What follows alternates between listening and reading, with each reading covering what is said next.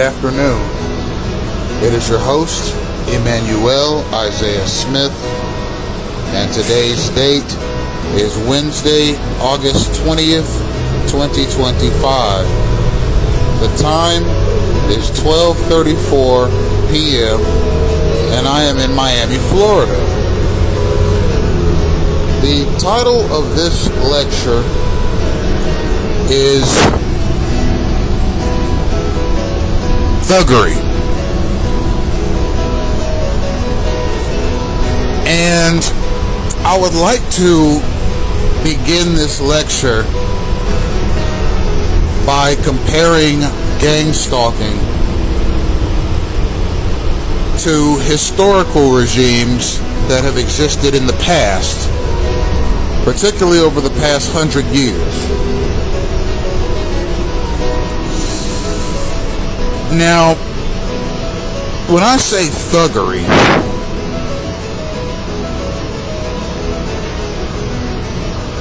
I'm referring to thuggish actions or thuggishness.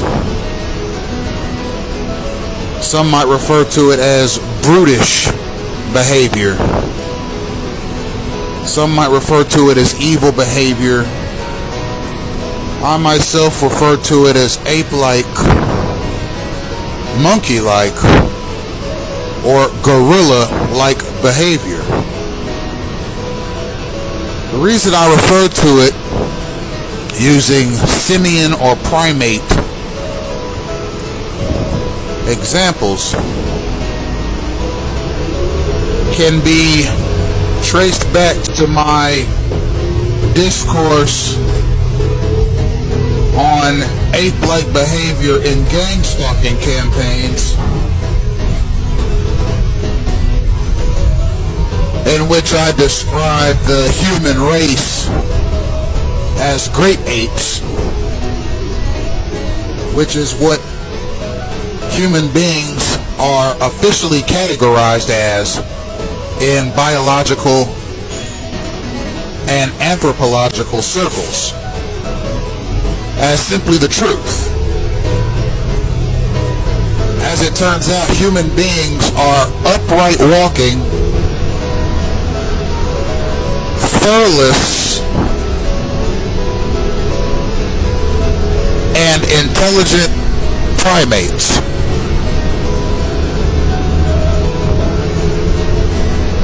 And what I've described the human trajectory as is finding a way to divorce yourself from your ape nature in favor of something higher, something more noble, something more purposeful, something more worthwhile. Something that makes you less ape and more enlightened. And I've always considered the study of religion to be the study of human beings' capacity to put their primate nature to the side and embrace something better, so that they can become more than just a walking, talking monkey.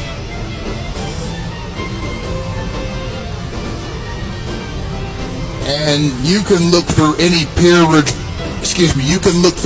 peer-reviewed science journal, any biology textbook,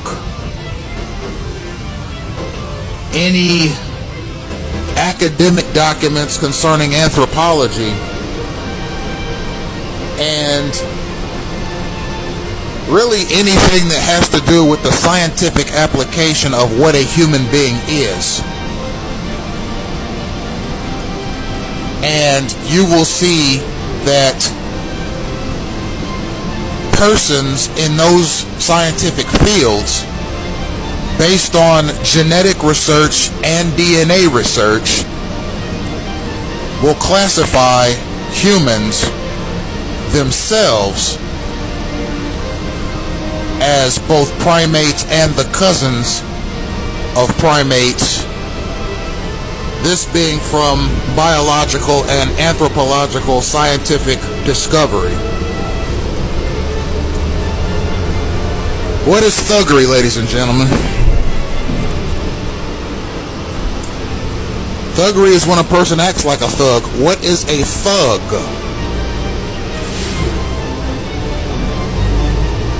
A thug is a person that engages in thuggish behavior. What is thuggish behavior? Ladies and gentlemen, I submit to you this day that thuggish behavior is when a person, regardless of their demographic, regardless of their socioeconomic background, participates in signaling mechanisms out in public or in private that not only instruct but enable them to engage in harassing, violent, intimidating, silly, stupid, degenerate, antisocial, apish, disruptive, useless, and nonsensical behaviors.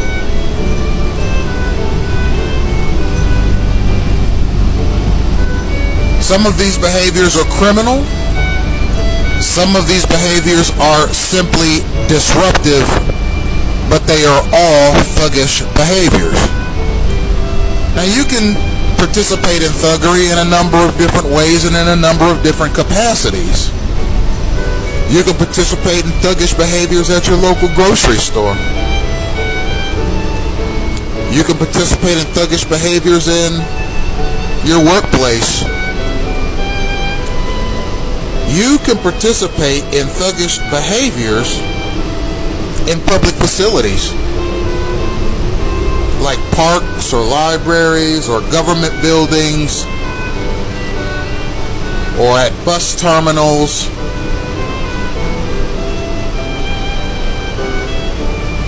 You can participate in thuggish behaviors in any religious institution, churches, temples, synagogues, mosques.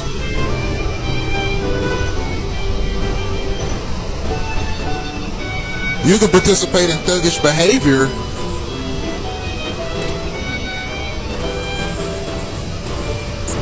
in your own home.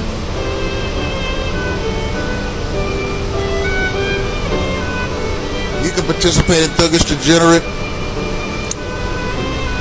behaviors in institutions of higher learning.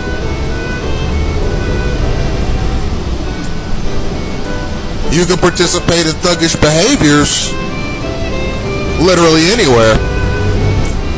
What is thuggery? That is the question. Thuggery has levels. You can participate in political thuggery. If you are a political decision maker, you can participate in legislative thuggery if you're a legislator. You can participate in judicial thuggery if you're a judge. You can participate in occupational thuggery if you are a person who has a job where gang stalking, or as it is called in the workplace, workplace mobbing, is practiced.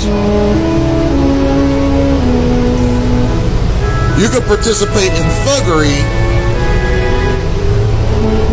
in your own neighborhood if you participate in community harassment and you participated in the signaling, disruption,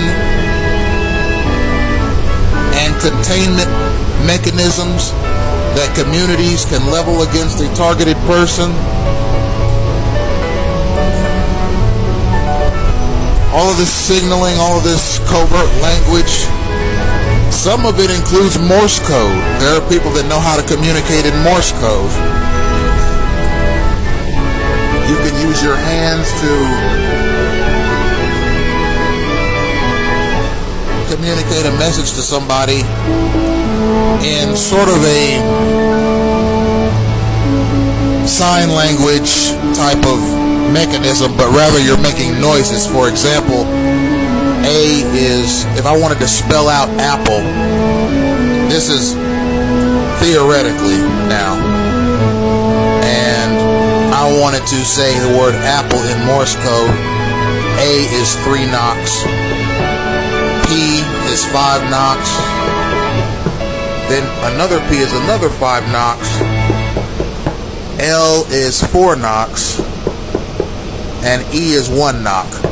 So it's a lot to remember, but if you rehearse it enough, I can communicate to you using Morse code, and I can knock on a table or a chair or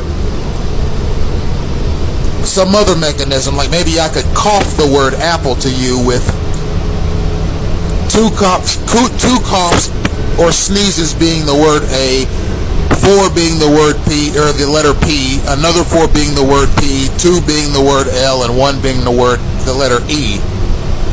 I could spell out words using knocks and coughs and sneezes and other gestures and signals using what's called Morse code. And I can say things to another person who knows Morse code without speaking to them. I can spell out words and entire sentences using a system of noises. That's Morse code. You can use Morse code to institute thuggery against other people. You can tell a person to attack another person using Morse code. If you're a corrupt teacher or instructor, you can help your students cheat on tests using Morse code.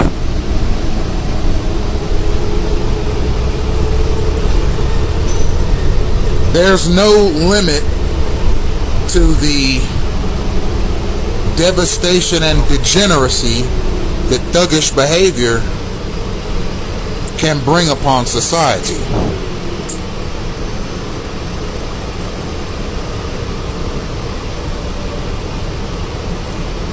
Now, in the 1940s, you saw two very powerful regimes come to power in Europe. You saw the Third Reich, or as it's known as to most people, Nazi Germany, arise in the West.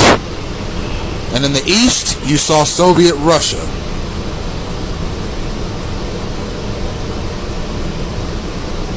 Both of these countries were active participants in World War II. Both countries had seemingly invincible militaries. Both countries had internationally known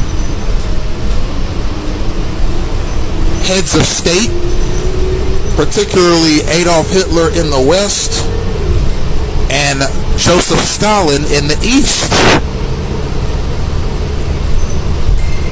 Both countries had elaborate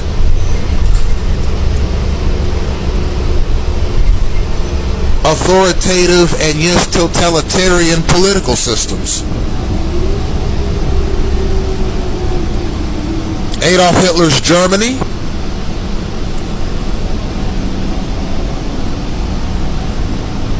had a philosophy called fascism,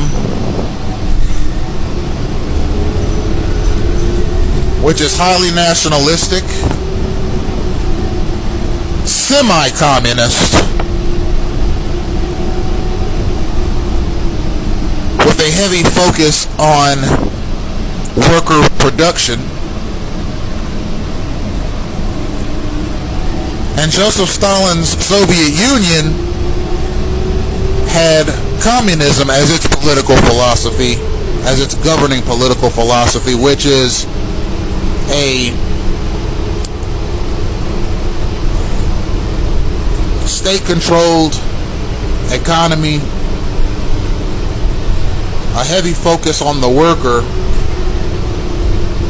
and a heavy focus on the progression of the state holistically.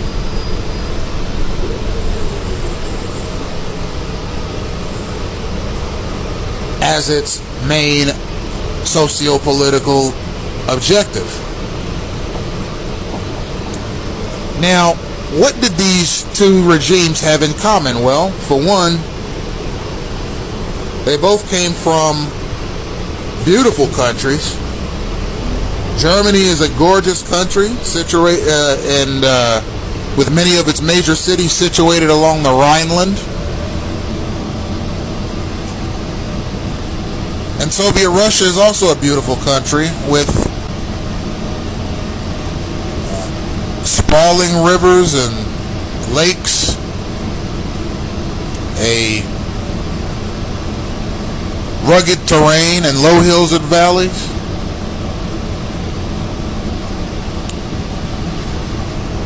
Both of these regimes had totalitarian aims during World War II.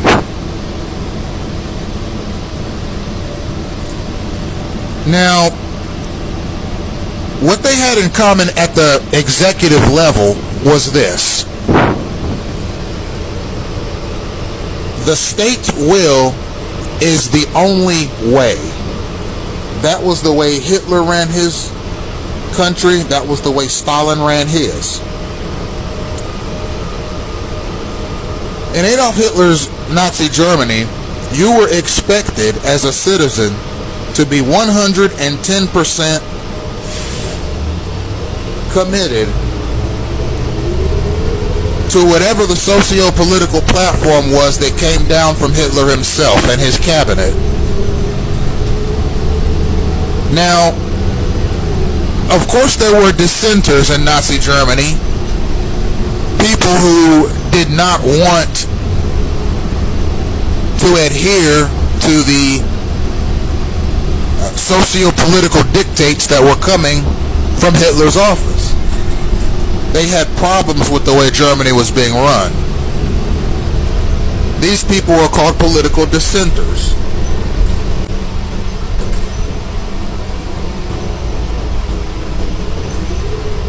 Now, these political dissenters, at some point, their presence became known to Hitler and his cabinet.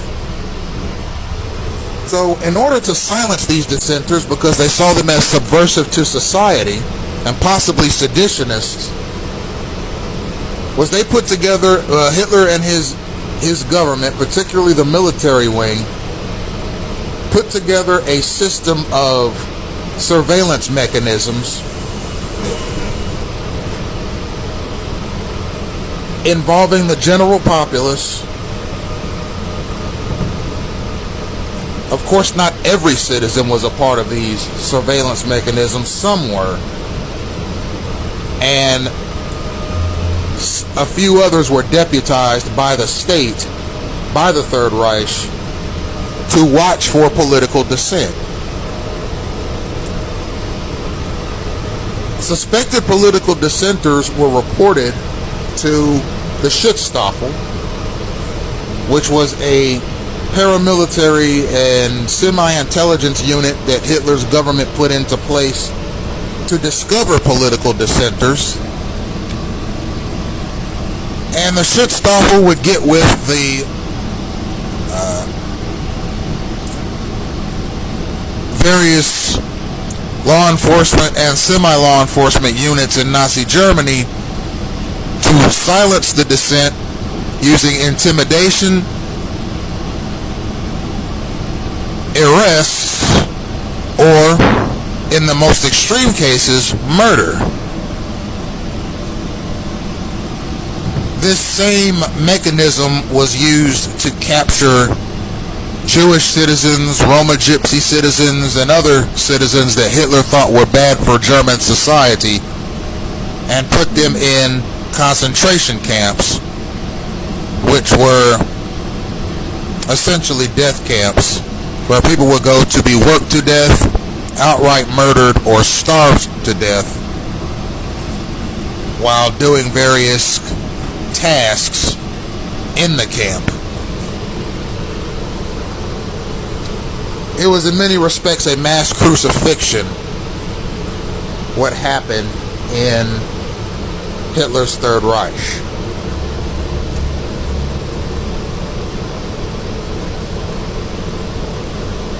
It is very well documented the means that Adolf Hitler and his government took to advance their nationalist,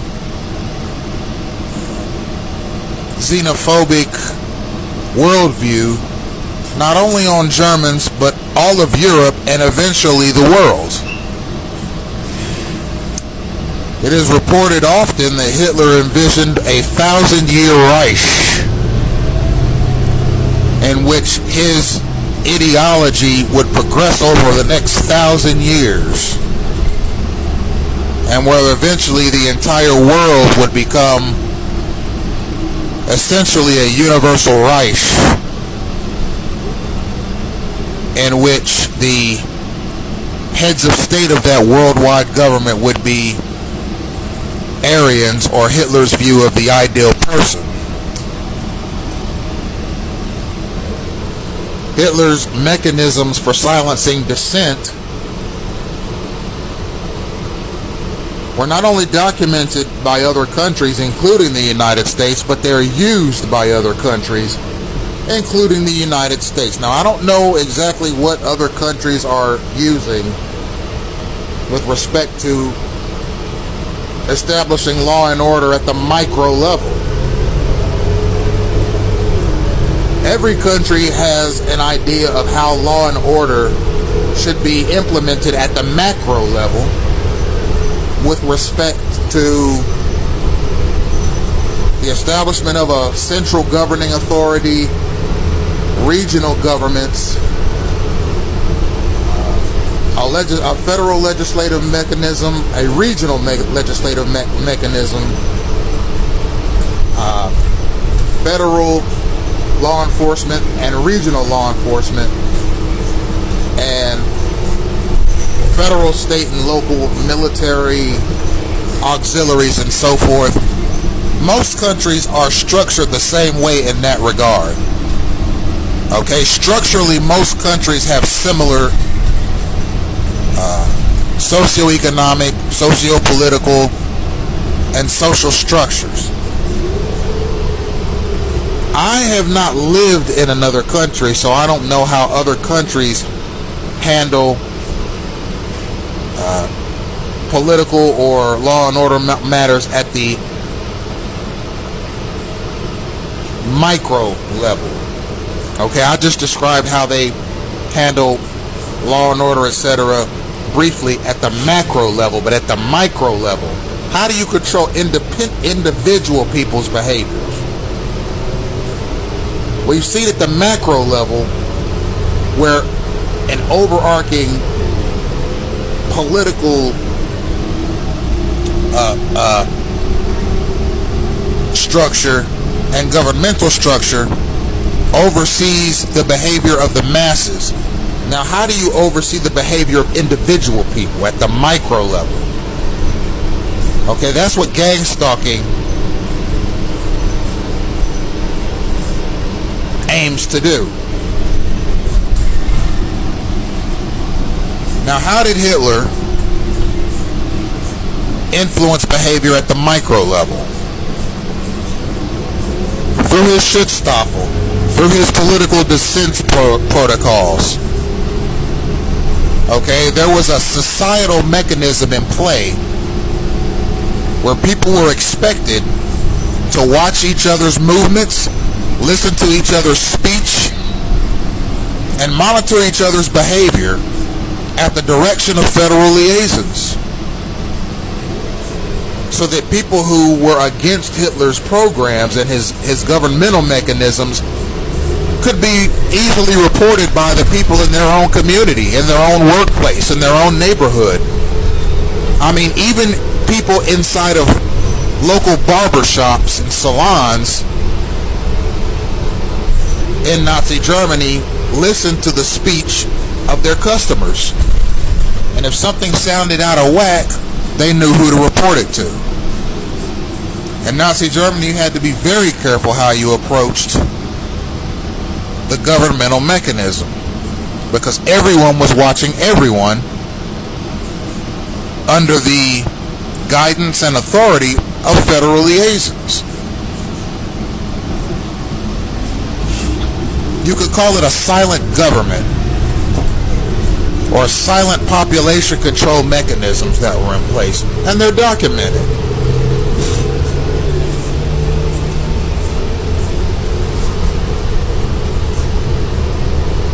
Some of those same mechanisms have been employed here in the United States through the gang stalking mechanism. Now let's go to the East. Let's go to Russia. Let's go to the USSR. In the 1940s, you have a very powerful, what we call a dictator, and Joseph Stalin, who was the head of Russia, which at that time had one of the most powerful militaries on planet Earth.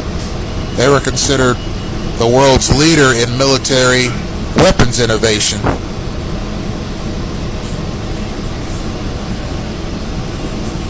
How did Joseph Stalin keep his population under control at the micro level? Because at the macro level, his government wasn't unlike any of the other world powers. You had a head of state, you had a high court, you had legislative bodies, you had regional governors, you had local governors and magistrates, you had a national military, you had federal, state, and local law enforcement agencies, you had hidden police, and then you had a ground level liaison program where people watched each other and reported signs of dissent to authorized persons. In in Stalin's Soviet Union, you were also expected to follow the socio-political, socio-economic program that Joseph Stalin had in place, which was derived from the political ideas of Karl Marx, who is considered the father of modern communism.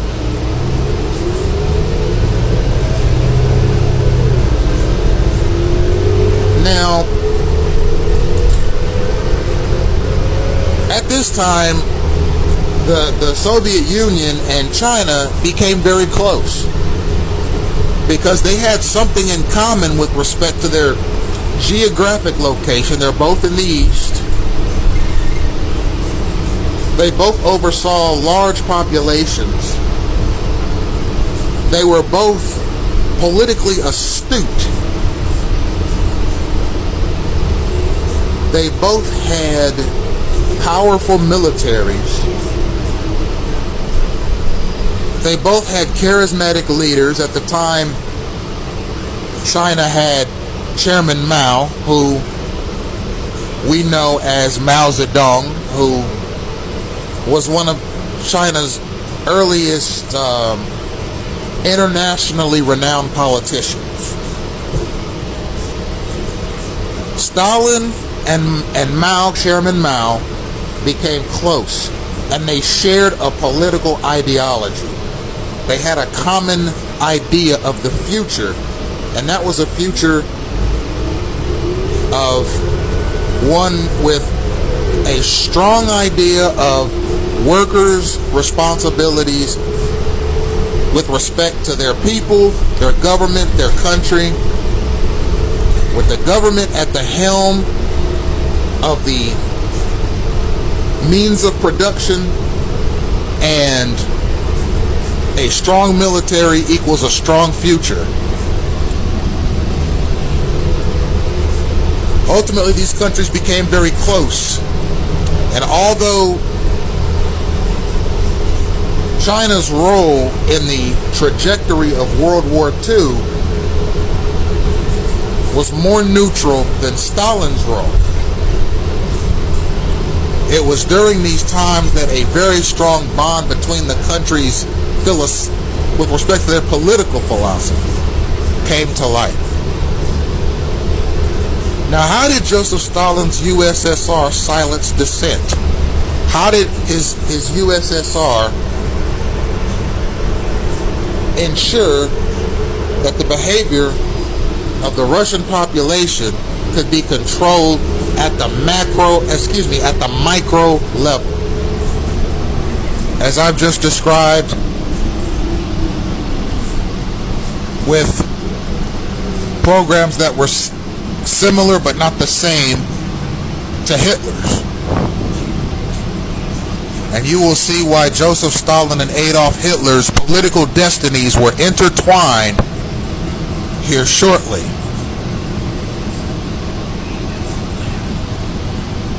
Joseph Stalin put together a program called the People's Commissariat of Internal Affairs. This program was shortened to the acronym NKVD.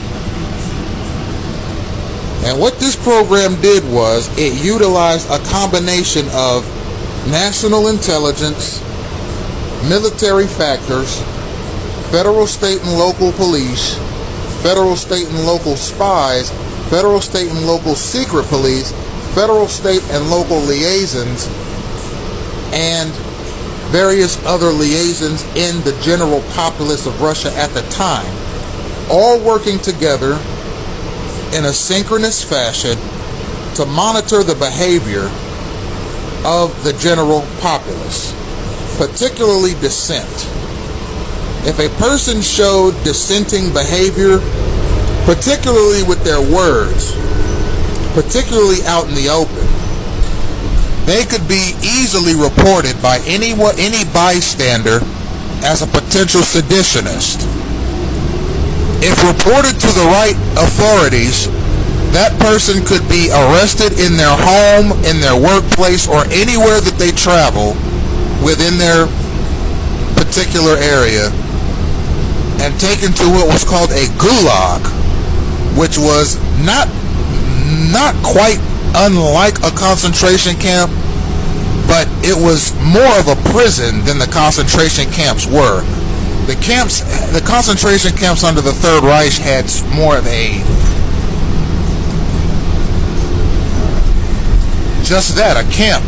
camp style setup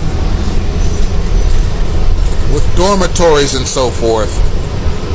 But Stalin's gulags were more like massive fortress prison institutions in which all dissenters were sent, the ones that were caught and reported anyway, to work until they were deceased. There was no habeas corpus or judicial process. If you were caught dissenting and your alleged dissent was deemed credible, then you were sent to the gulag and you were basically put in any number of work arrangements or work assignments, and upon arrival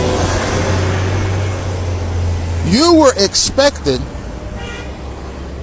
to work in harsh conditions,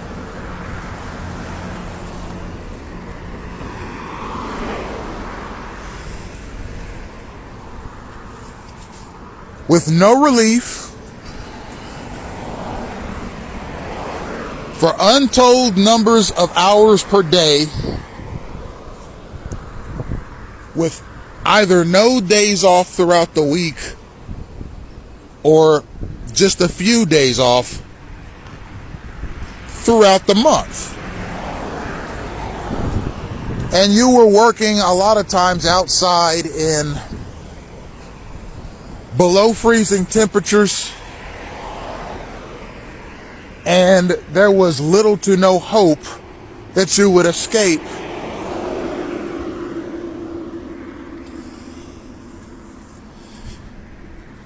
Now,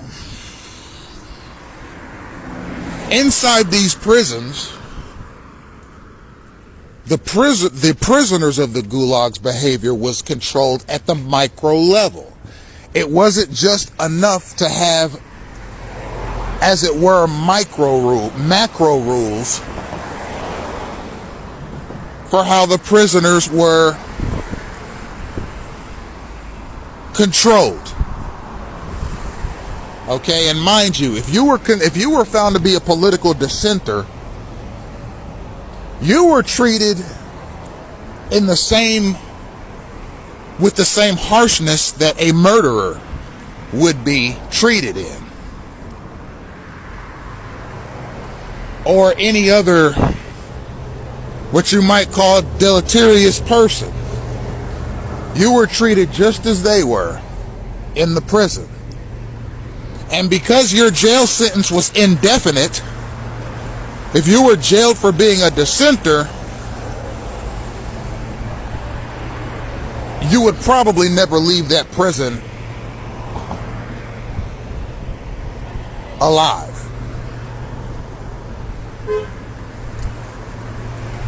Now,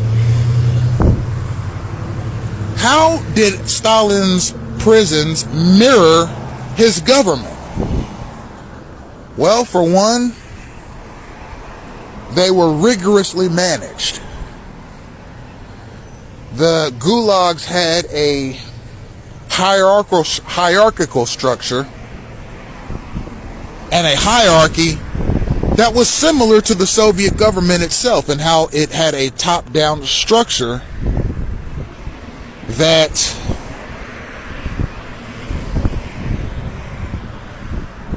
was governed by a stringent set of rules, laws, and expectations.